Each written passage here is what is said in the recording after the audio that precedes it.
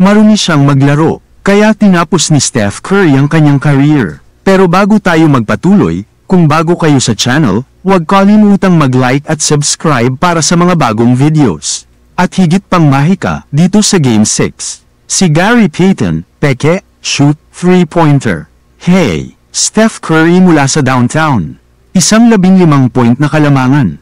Ano ang naging sanhi para mawala ng kontrol si Steph Curry at suntukin si Marcus Smart sa ibabang bahagi ng katawan? Si Steph ay naghangad ng paghihiganti. Papasok sa 2022 playoffs, ang maruming laro ni Smart ay lumampas na sa hangganan.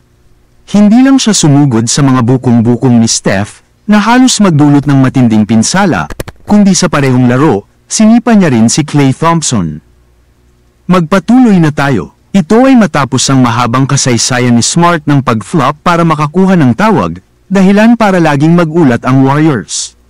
Ngunit nakuha ng Golden State ang tunay na paghihiganti sa 2022 Finals sa Game 5 nang tabla ang serye sa 2-2. Habang lamang ng 5, sinubukan ni Smart mag-flop at nawala ng kontrol ng walang tawag mula sa referees, dahilan para makapag-shoot ng 3 si Klay. Nakuha ni Marcus ang technical foul dahil sa reklamo, at pagkatapos ay isang offensive foul nang tamaan niya sa mukha si Jordan Poole.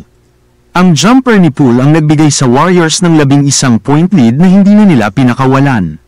Napanalunan din ng Golden State ang Game 6 at ang titulo, habang nag-shoot si Smart ng 4 sa 12 tira sa pagkatalo na nagpapatunay ng lahat.